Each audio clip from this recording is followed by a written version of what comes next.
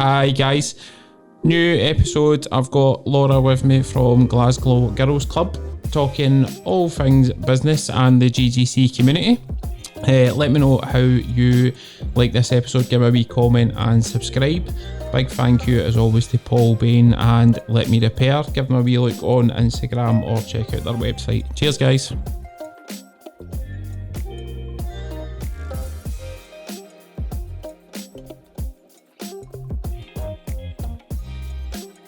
Laura, finally got you here. As I was just saying there, this is how sad I am. I actually worked out it last night. So I've done 42 episodes and 9 of them recommended you as a guest to come on. So you're talking a fair percentage. And even when I'd put a couple of posts up during the week to say you were coming on, so many people messaged me like, oh, she's amazing. I need to know more about how she started like the girls club and what she does outside it. And I'm like, wow. Oh, that's so lovely. Big publicity here.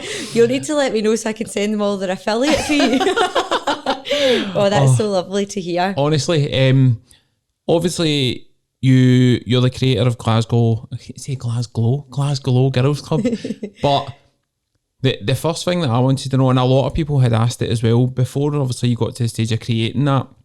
What's your own story? What were you doing up to the point of then starting that? So I have always worked in marketing. Mm-hmm. So I, after school, went to Glasgow Uni, spent most of my time getting steaming in the union, can't lie. But then I did knuckle down for the last year, and from that I then went to work for an agency in Edinburgh. Right. And Visit Scotland were one of our main clients, and I've always been quite patriotic. So a big fan of Scotland, a big fan of everything that goes on in the country, and obviously coming from Glasgow, you've got the real strong Ouija heart. Aye. So I guess a kind of passion for almost destination marketing was created in that role.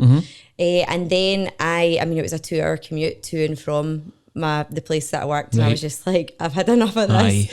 And then I moved to become marketing at Fake Bake, the fake tan company. Not that you would know, because I've heard it, but I've never used it. It's a really good tan. So that was really fun as well, because that was more product based marketing. And actually I met one of my total best friends at Fake Bake, Victoria, who I do quite a lot of stuff with the GGC with, and I got to do amazing things like work backstage at MTV, go like to the NTAs and kick about, like literally, like when I think, it was quite wild times, Fake Bake. Like we knew how to party at that place, and running about the O2 Arena with no shoes on, absolutely bluttered by all these like thank God you reality said shoes stars. Yes, just no shoes. But no, I mean, there was some really good times, and getting to meet proper worldwide celebs, I think is really actually quite a good thing. I think everyone should get a chance to meet like a global star, because I always remember seeing like Liam from One Direction and being like, is that it? Like he was like coming down next to me on a skateboard, and I was like, wow, it just reminds you that these people are just real normal people. Like, no offense to Liam, obviously he's doing super and he's probably got the bank balance to choke a horse, but I think it just makes you realise that actually these are just human beings that have done really good in life, and everybody's got the potential to do that. So after, excuse me, I started working on the Glasglow Girls Club, not even as work, as a passion project. I was literally rolling about my living room floor with my dog in July in 2016, and I thought to myself, I'm going to start a Facebook group for women of Glasgow. It's going to literally be a place where we come together, we share citywide events, recommendations, chat about women's stuff, and just like have each other's backs. And meanwhile, I was still working full time at Fake Bake, and I loved that job, so I had no intention of making it a full time hustle. Back in the day when the World Wide Web was created, I used to love a chat room. So I used to love going on and talking to folk from around the world. So I'd always kind of had this wee idea. And then obviously Mark Zuckerberg of Facebook fame allowed you to do it for free and people to join for free. So I was like, right, that's spot on, did it. And it just grew really, really quickly. So I think within 3 days, it had 800 members. Jeez. And then obviously since then, it's grown. At the moment, I think it's sitting just under 30,000. That's insane. So it's really, and it's a good, engaging community. And I don't allow myself and the admin team are really quite on it when it comes to any kind of confrontation. We're really lucky there's actually hardly any. Yeah. But humans are humans, and actually during the pandemic, which I know we're still kind of living through, like tensions were high. Yeah. People were unsure of life. They were unsure of, so you could see that coming out in certain instances in the group. But yeah, we're really quite, and actually feedback I've had from a lot of people is that they feel it's a really positive space. So that's important. And then all of a sudden I was going to turn 30, and this was back in 2017. I think that's right. I'm rubbish at maths. And I decided, right, I want to be my own boss. Right. Like I don't actually work well under someone because I overwork for them. Like I know that sounds really weird, but I do too much to detriment to my own like health and detriment to my own. So at the time I was like, do you know what, see if you're going to work like this, be your own boss and make it so that you benefit from it. So, and the club by this point was maybe sitting at about 6,000. Yeah.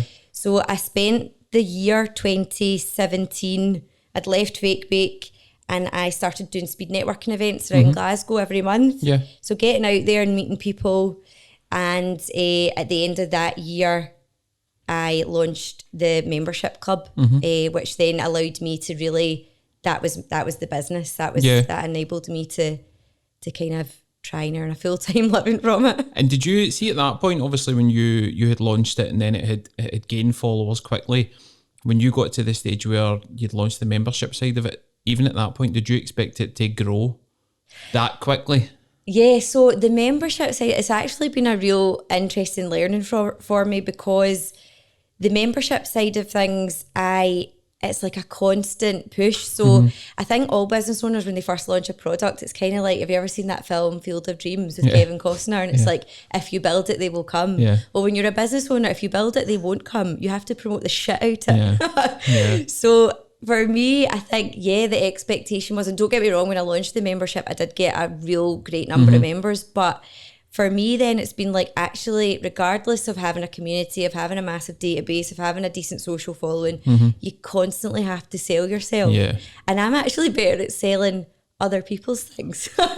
So this has been a bit of like a personal journey for me. But so I'm still learning from it, to be honest with you. And I actually had my daughter back in the start of 2020, so 9 weeks before lockdown.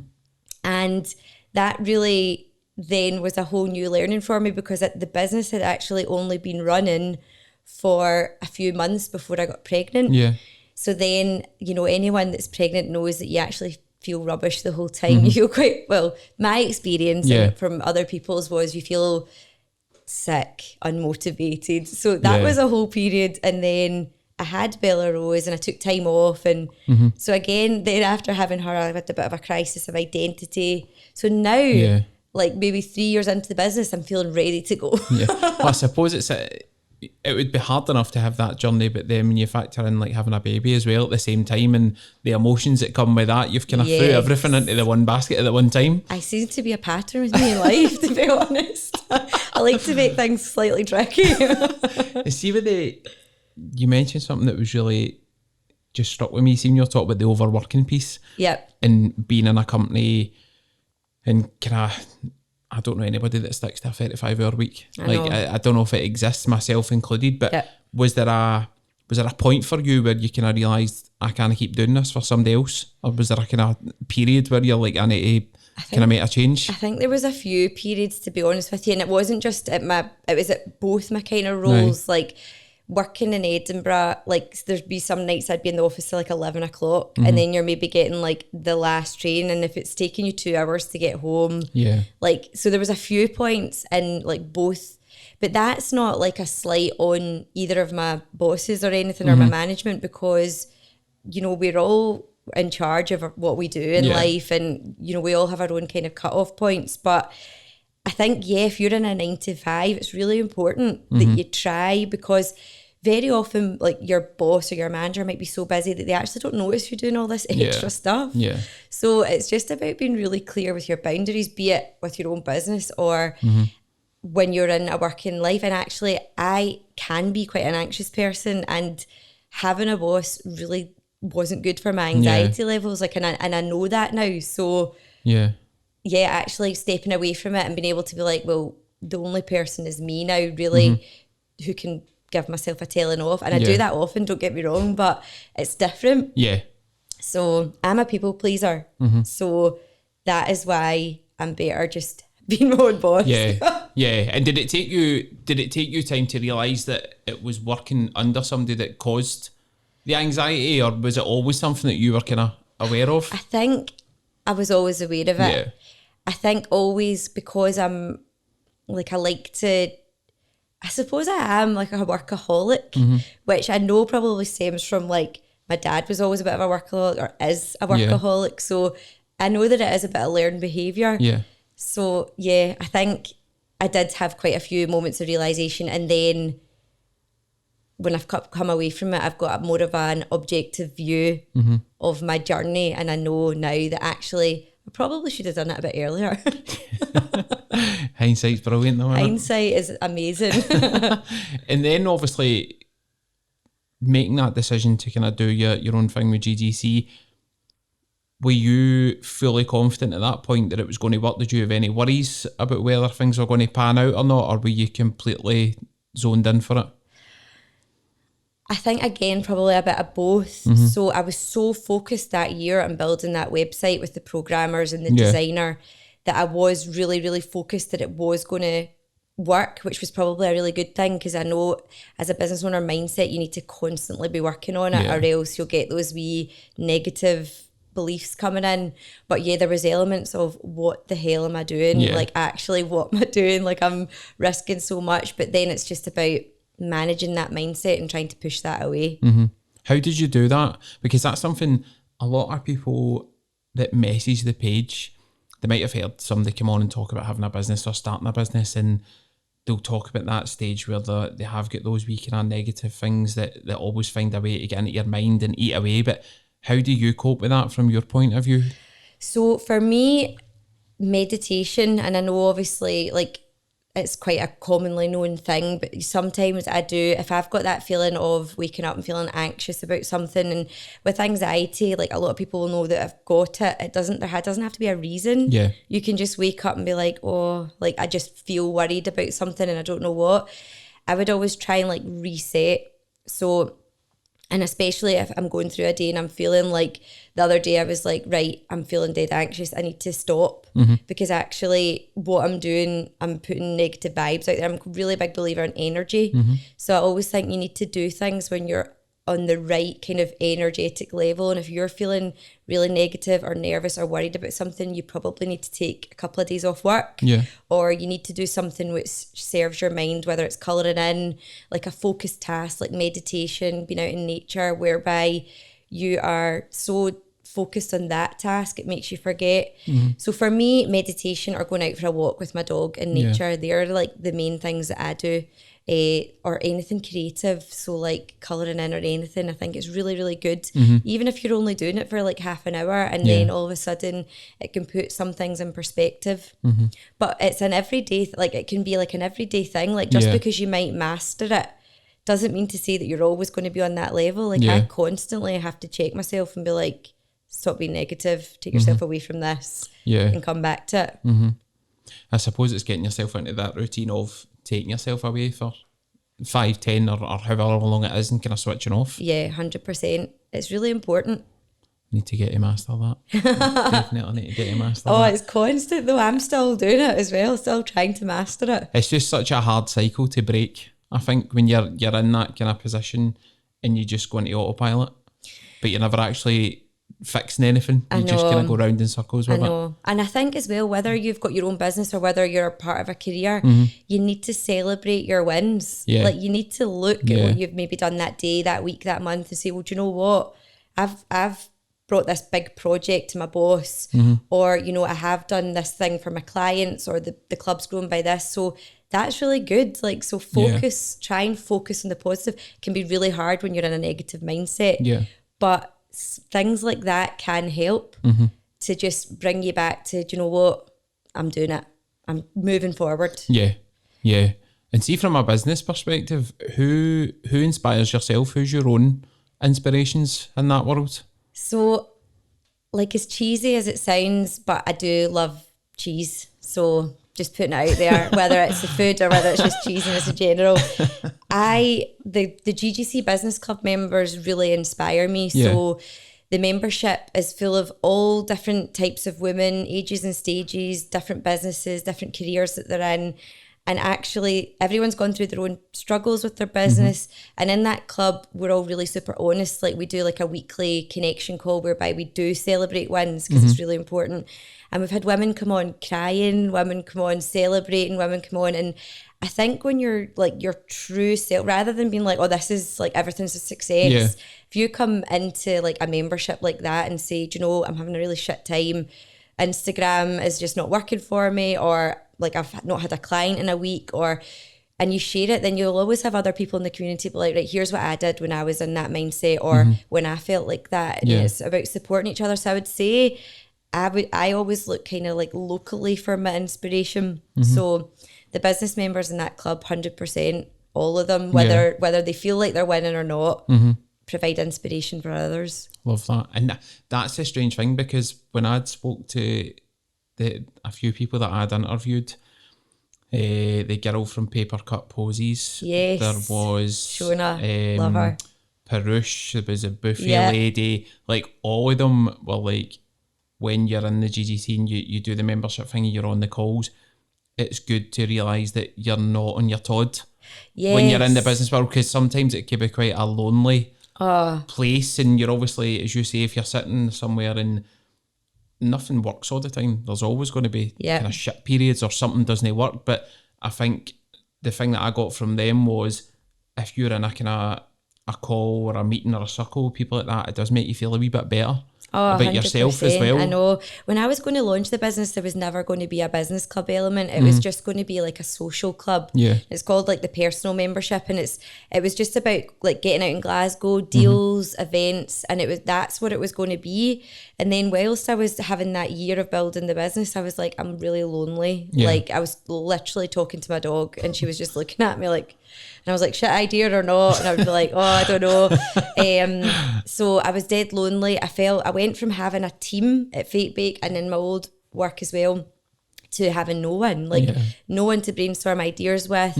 And it's a really different thing when you've got like a group of friends and you're starting in your own business, because if none of them own their own business, they're not going to really get what you mean. So whereby you might look to them for support and they're just like, I don't know what you're talking about, I can't give you the best advice. So I had all these pain points when I was creating the social club that I thought I could put this into a business club and actually hopefully help others. So that was exactly for that reason of you know, feeling alone, that club was created. And see, on that side of it, see, for the membership side, just for anybody that's watching, if you are in business or you're looking to join that, what do you get for the membership? What does it kind of consist of? So the personal membership, which actually I'm thinking of changing to social membership. I'm like, why did I ever call it personal? But anyway, personal membership, you get access to our app, and it used to be a wee rose gold keyring, and you would take it about all the different places in Glasgow that you'd get a deal. So like Blow, Naff, Blytheswood Spa, various different places, and online deals as well. But what I couldn't control was people cancelling the membership and then still using the keyring. Why would they not? Obviously. And also, it never gave me any analytical information. So I could say to a brand, you know, how many people have you had using? And they would be like, oh, maybe like 10 this month. But for me, it wasn't really solid information. So I got an app developed, which you know, you go into an establishment and you click claim discount, and I find out right away what's been getting used. So you get access to the app, you get first access to any events, so the Rooftop Brunch Club, and you get discounted tickets. We also do a paddle boarding club, we do a hiking club, so you get first access and discounted tickets to that. Access to the book club. What else? We do so much. We've got our own private community, and I get experts coming in doing lives all the time. So for example, tomorrow night we've got Lindsay Reid from Body Confidence, and she's going to share tips on how to nurture body confidence in your children. So different kind of added value like that. And then the business club get access to all of that, and they get access to a growth and accountability program, our weekly networking calls, a whole host of business deals, like from lawyers to designers, copywriters, anything that you could really want. They get access to free advertising, so listing on our website and our app, the option to do offers to members at no cost, the option to be experts. So every Tuesday we have training live in our business Facebook group. We do monthly glow groups. I mean, there is actually so much that it's almost overwhelming. So I'm trying to make it easier for members to understand. It's a massive resource, but isn't it? It's a big resource, but I think, as with all memberships, if you don't engage, you don't interact, you'll think it's a waste of money. So for me, I'm like, I open and close the membership, and then take the time to email the members and find out, right, how can we maximise this membership for you? Like, we've got free fitness classes with the membership as well. So they can come about from me saying to a business member, what do you do? Oh, I do this. Like, I was speaking to a business member earlier on, and we're talking about her doing a monthly burlesque class for GGC members. So I can only make it better by getting to know my business members. So that's kind of hopefully how it's going to grow. That's massive. And I suppose if you're a business as well, you would need to go to so many different places to source all of those different bits of support, whereas you're kind of doing it all under the one roof as such. Absolutely. And it's not like I can't take the credit for all of it, because actually in the community itself, like, I'm not an expert in everything. So if somebody asks a question on accountancy or HR or legal or any of those types of aspects of business, it's the other members that answer it. So actually that's kind of where the magic happens through their expertise. So it's hopefully a good space to be. Definitely. And touched on it a wee bit there. Obviously there is highs and lows for most of the businesses that are within the community, but what's your own highs and lows been of kind of starting this to where you are now? I think probably the biggest challenges that I've faced in this business are myself. Like, the biggest challenge, my own mindset, because I can really be my own worst enemy regardless of any element of life. So I would definitely say I probably have held myself back quite a lot. I did put a focus, obviously, when lockdown happened. I had to take a step back anyway. I had to take a step back when I became a new mum as well. So I've gone through my own kind of like identity stuff, making an imposter syndrome, like, regardless of. I know a lot of business owners say that they don't believe in imposter syndrome, but I think it's just that feeling of, it's any negative thought about yourself in business. So for me, the biggest challenge is me. So I need to regularly work on my own mindset to drive the business forward. So that is probably it. Also resource as well. Like, every business owner, like, to grow, for me, I know that I need a big team. That's what I need. And I've got a couple of subcontractors who are absolutely fab, and they're helping me take it forward. So for me, resource and just putting myself out there again, selling. The club fundamentally started with me, but sometimes I can be a wee bit like, oh no, hiding behind the business, and no, it's the business. But actually, I feel like I need to get over that element of myself and put myself out there and not feel like it's ego, because I shy away from that, and I see a lot of people doing different things, but I think I just need to put myself out there again. And not be like, oh, people will be getting sick of me. I just need to be like, just do it. Feel the fear and do it anyway. That's like my favourite mantra. And what about high points that you've had so far? Oh, high points. Getting to know so many brilliant business owners and helping them, connecting them, and bringing different things to Glasgow, and just maybe making Glasgow slightly more accessible based on like the discounts, or based on the events that a lot of ladies might not have come to before. So for me, it's all about the community and connecting and helping people. I like to, that's one of my main things that I got into business for, was to help people. So that's hopefully what we're doing. We do like a charity spotlight in the main community now, where every month we shine a light on a different charity around Glasgow or in Scotland that's doing good things. So as that grows, I want to always make sure that the community is doing good stuff as much as it is a business. I also want to make sure that it's giving back. So helping people needs to be at the forefront of what I do. Love that. And we've mentioned that a few times during it, and I feel like I need to ask everybody, because we are still living in it just now, but how was the whole COVID situation, obviously factoring in that you've had a baby at that point as well, but how was it from a business point of view? Really interesting, and it was really tough as well. I was very much so backseat, so I've mentioned, or shout out to like Heather Offord from One for Growth. Heather basically kind of took over a lot from me because obviously Bella Rose, and you know, I wasn't in the business so much, so she really supported me, and she's still very much in the business at a time where I really needed her, because after I had Bella Rose, I really was like, how am I going to run this business? Like, how am I genuinely going to do this? Like, I just felt like my sole focus was on her, and I started to really question my skills and everything. So she totally took over. But as with everything in life, during the pandemic, people were looking at things to cancel. They were looking at, you know, shrinking back any expenditure. So we did see a bit of a drop in our membership. But there was lots of members that stuck with us, and I'm so extremely grateful for that, because it allowed me to keep the main community going, because what not a lot of people know in that main community, because I don't shout about it enough, is that as much as that's a free community, I pay ladies to help me admin it, because it's far too big a job to do on your own. And without the business element, there couldn't be a community element, or else it would just be far too big a task, and it would be like a charity almost. So I'm so grateful. So that was it was really hard. Cassie from Clyde was amazing, because she hosted a weekly pub quiz, GGC club quiz for us. Brilliant. Which was great, because a lot of the ladies just came on, good few scoops were had during it, a lot of good banter, and it was just hilarious. Cassie put in a real effort into this quiz. So that really kind of kept the spirits up, and actually we were able to look behind the scenes at how to make the business better. So we brought on new benefits for members, new benefits across the board, with the aim of obviously trying to retain them.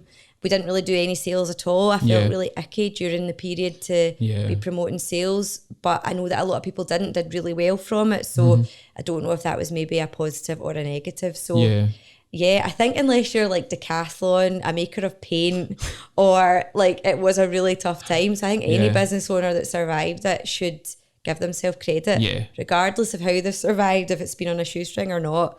It's been an absolute shit show. Definitely. And I think, I don't know if it's the same for you, but some people I've spoke to like the fact that it gave them a wee bit of time to kind of take a step back and evaluate what they had, and maybe not that COVID is in any way a saving grace, but you wouldn't normally get that period to analyse your business and kind of take a wee bit of a step. But did you have that as well? Yeah, I think I had it anyway with Bella Rose, but it was a silver lining, and that's a lot of what business owners have said in the club as well. I think the whole virtual sphere of working life is going to really revolutionise how people work. So whether it's going to be people get to work from home more, whether it's going to open you up to being able to have meetings with people around the globe, or, you know, I mean, I'd never used Zoom before COVID. Same. So, and now, exactly, now you're just like, I always think it's funny, this is what we always say in the call, like you've used it for like solidly for however long, and people come on, they start talking, you're like, you're on mute.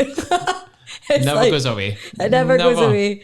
But yeah, I think as well, we all need to be more eco-conscious. COP's coming up, and I think that this Zoom life will maybe stop people from going into town for one meeting. Yeah.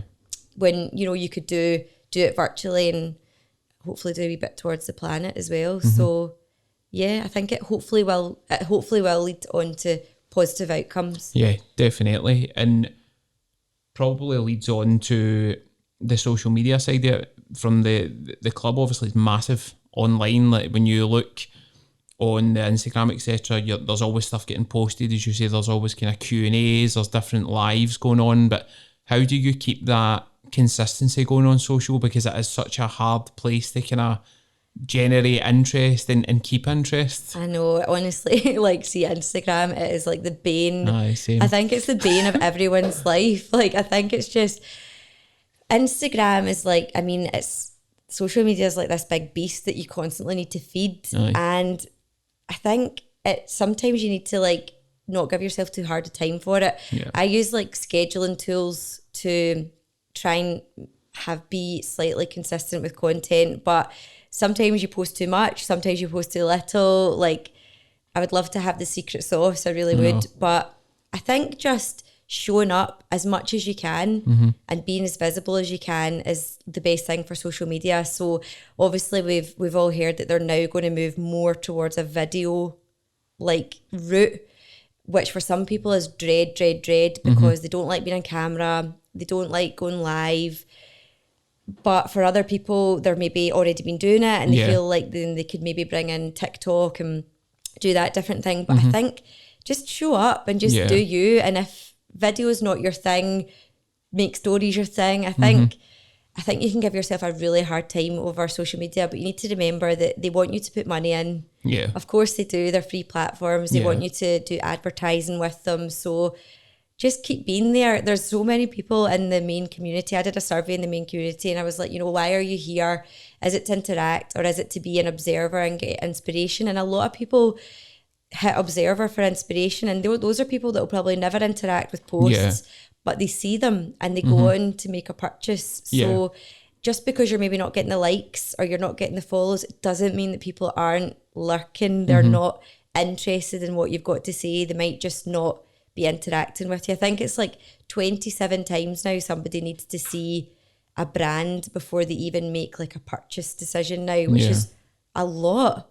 So just keep going with it and just keep moving forward. And sometimes you're going to feel like, oh, this isn't working. But just keep going, because it will. It will be working behind the scenes and you will be getting something from it. I'm with you. I hate Instagram. I honestly hate it. But it's a means to an end. It is a means to an end. It's one of those ones. It's so people do check now. I think people automatically check a brand's social before they check their website now. So you're almost like, just be there, have the presence, and you'll get there. Definitely. And a lot of people, it's weird because when you speak to people now, a lot of people kind of go to the website as a last option. They'll go to like every social first and check everything else and then be like, I'll try the website, which is bizarre considering like 5 years ago that would have been the go-to. It's just changed so much in that space of time. I know. When I was at uni, like Facebook was only just becoming a thing. Like there was no social media modules in my marketing course. So it just shows you like things change all the time and you do have to try and stay with it, like move with the times. It is important. 100%. A question that somebody had sent in, interestingly enough, and this is a bit of a thinker, this one, so I don't know if you'll have an answer right away, but they were asking, obviously you've got a team that you work with and a team that helps you with the business side of things, with the social side of things, but from your point of view, what kind of qualities do you look for in someone if you're kind of going to be working with them or doing any sort of collaboration with them? Yeah, that is a really good question. So I remember when I first started the business club, one of the business members, Kat Patterson, had said to me, Laura, would the first person that you employ in your business, be it subcontractor, be it, somebody actually an employee, they need to be the exact opposite of you. So like you're like creative and get like totally all over the place like that. That's like how my mind works. You need someone who's going to look at spreadsheets and figures. And so somebody who I might be like, oh, like you're really different from me, but actually when you are like trying to grow your business, there's no point in having two of you. So you need to think, right, like all the different elements of business, whether it's HR, whether it's anything, you need to have somebody who is quite different from you. Obviously you need to have that connection, but like I'm somebody who'll put like a kiss at the end of an email. But whereas the ladies that help me, like it's like they'll send me a message and it's like something like, say for example, why did you do that? Or something. And I'm like, no kiss. But you know that way it's like you need to always take that side of that. I need to take the personal. I can take things really personal. So the ladies that work around me are like, you're taking that too personal. Stop being so sensitive. And I'm like, okay. So it's always like when you're working with people, sometimes you need the opposite of you. But that's a learning. And I know some business owners that have hired the exact same person and then down the line they've been like, my business isn't growing because we've maybe both got the same ideas or we're clashing because we're so similar. So I would always look for somebody who can bring a lot to the table, who's, you know, you don't need to be overly confident, just someone who's capable and somebody who invests the time and has a good work ethic. But obviously would never expect anybody to do out with their means or anything like that. But I just, someone who's a grafter but has got a bit of a zest for life as well. Yeah. Would you value the connection as important as that as well, though, when you're looking at the kind of skills side of things? I think it's important to be able to have a connection enough that you can communicate easily with each other. So there's no point in having someone in your team that you're scared to say anything to, because then there's going to be no progression. Yeah. But I think equally, you don't have to be super good friends with the person. Yeah. You don't, you can be like work colleagues rather than friends. And I think sometimes that can almost work better. Yeah. I think sometimes people can fall into that trap of wanting everybody to be their friend, and it very rarely is so. But even from a career point of view as well, I think I've seen people in management positions and you can just tell they're trying to be everybody's pal, and you're like, that's not what you need to be. You need to be a manager. Yeah, and it's just hard to divide that line. But as you say, the kind of colleague side of it is a wee bit easier. Yeah, it's never too late though. Like if you're listening to the podcast and you're like, oh, that's me. Like I just like I've maybe lost the control a wee bit because people see me. It's never too late to bring it back. Yeah. And you know, you can. It's just about doing work on yourself, isn't it? 100%. A question that someone had also asked. There's a lot of deep meaningfuls, by the way. This was I was expecting loads of funny ones. People like, no, ask her this, ask her about this.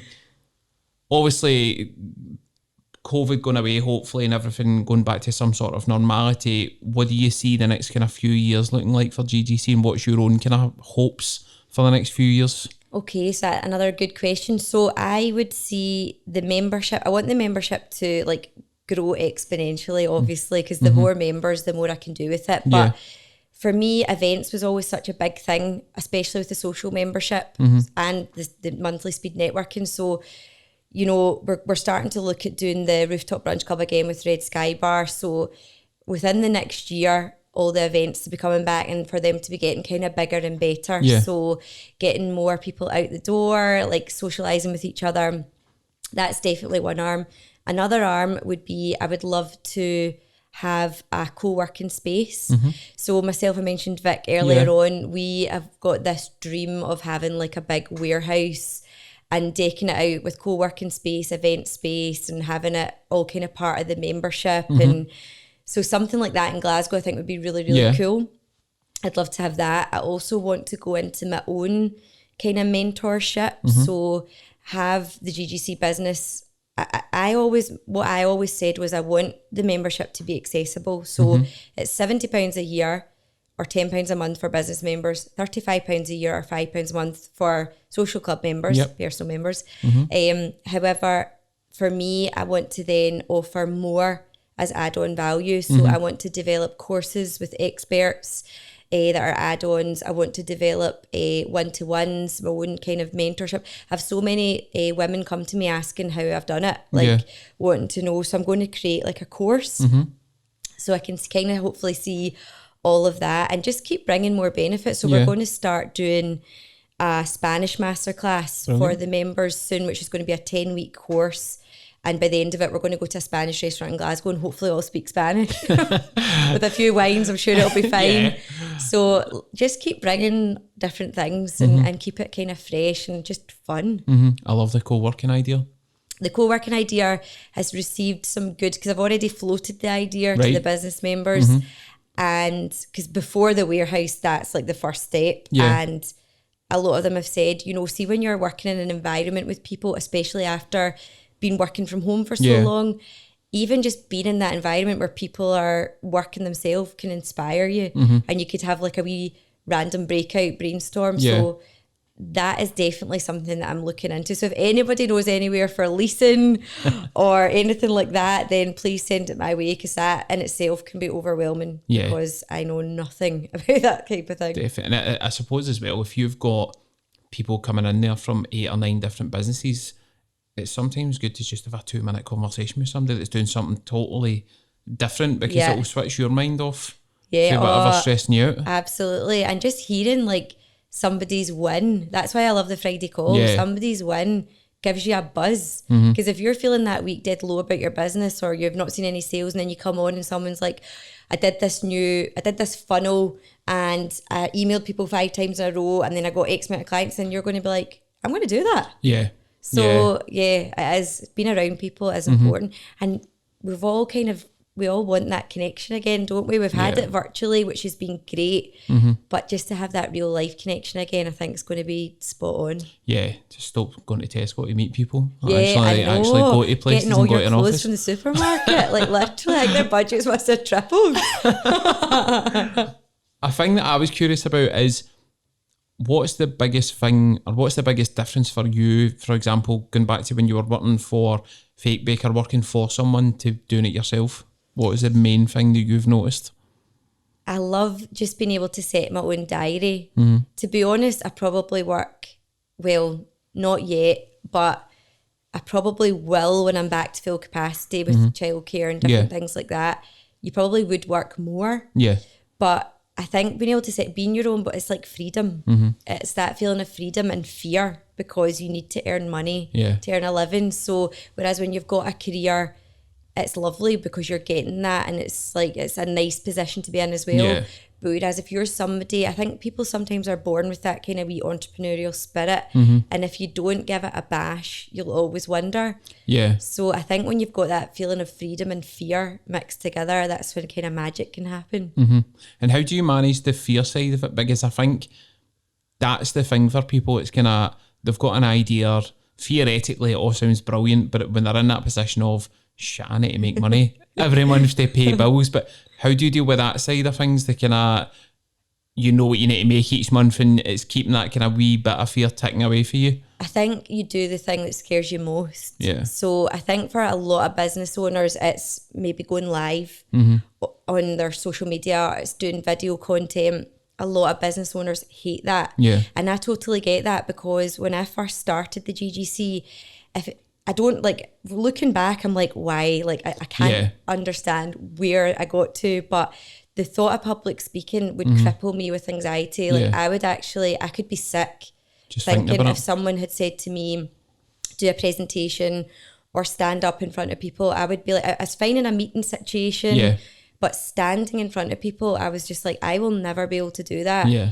And then all of a sudden, the business was created, and I was like, I'm going to need to stand up and talk. Like, if I'm going to be at the forefront and speed networking events, you would have to stand up and say, right, this is how it's going to work. Rooftop brunch club, here's how it works. Yeah. So I really just put myself really, really in what I hated doing the most. And I think that's how you progress most. Yeah. So I think you can stay in that, like, we all know this, like, this idea of comfort zone, and you might be earning a decent living based on being in a career or having your own business, but you want to be at the next level. And the way you get that is by doing the thing that you fear the most, I think. Definitely. It's just, I suppose it's just getting out of that comfort zone. Yeah, and it's a lovely, soft place to be. It really is. But really, when you're in your rocking chair years, you want to look back and be like, do you know what? I gave it my best shot. Yeah, 100%. And the same thing I ask everybody that comes on. Obviously, the whole point of this is to find out about people's kind of backstory, how they've got to where they are, and the kind of highs and lows that have came with it. Yep. Anybody that you think would be good to come on and talk about their own journey? You should have I loads. know, there's literally so much. Like, could I send you a list? But there is so many business owners, women and men, that I've met that I just think are just going for it, and I love it. So, oh God, right, okay. Been put on the spot. One of the biggest kind of investors in the GGC, who's always super supported me, is a lady called Jill Baird. So Jill was the first female to found, launch and run a cosmetic surgery brand in Scotland. Okay. She is now going on to launch her own fully funded, state-of-the-art, multi-million-pound private hospital. Right. So she is somebody who's a big advocate of not pulling the ladder up after yourself. So I know a lot of there's some people in life who will maybe get great success and not share any of their knowledge with people because they're maybe scared of someone being better than them. Or Jill is one of those people that's like, do you know what? See, if you learn something that helps you, share it. Because actually, why would you not? And like, everyone is their own person and will be doing their own things. So she's amazing. Oh my goodness, Kat from You're All Right, everybody. Oh, Kat's wild. Oh, Kat doesn't know how good she is. Yeah. But she is just so super amazing. She's done a lot of stuff for the GGC. We've done a lot together. Oh my goodness, Jenny McCreary from So Confident. Right. She is an outstanding entrepreneur. Absolutely. Heather, One for Growth. Oh my goodness, like I could keep going. Emma Ocha, Find Your Fierce. Like there is so many amazing. I'm like, oh my goodness. Like I could send you a full list. Just you fire it over I to will me. do that. Because you'll get messages after this about why did you not mention me? Oh, I know. And anyone that I've not mentioned, like you're in my head and you will come out. But I am like brain fog all the time. So there's just so many amazing people. I think when you take the time to listen to anyone's story, regardless of how successful or not they seem, they will always have an amazing story that you can learn from. So there's just so many. Yeah. I'll send you a list. Brilliant. Best bit of advice you've ever been given?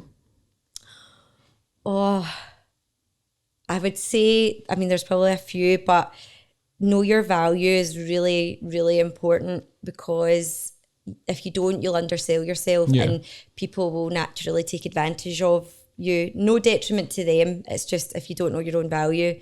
So I'd probably say that. And I'd probably say really important to be able to say no. It's really, really important to be able to say no to people and to be able to do so without giving a reason. Because like sometimes if someone's like, oh, do you want to do this? I'm like, oh, I really know that that's not going to be right for the business. And then I'll over explain to the point of then doing it. Yeah. And I'm just like, no is like one word, could be a full sentence. Yeah. So, which is what Emma Ocha has taught me. I have to say, she's like a coach, an empowerment coach.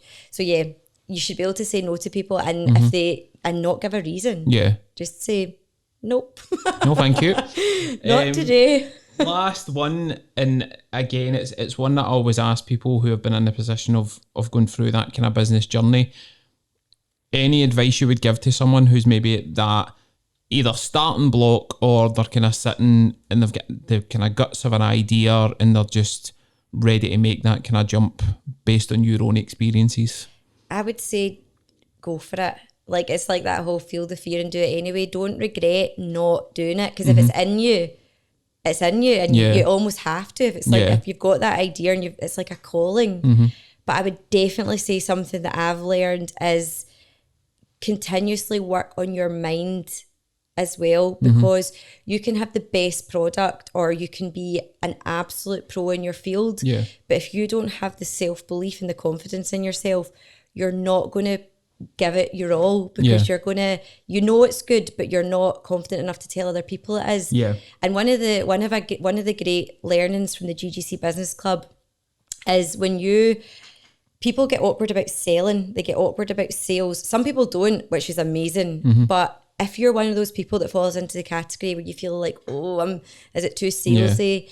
You need to remember that what you're doing for people, be it a product or service, is providing them something that they need.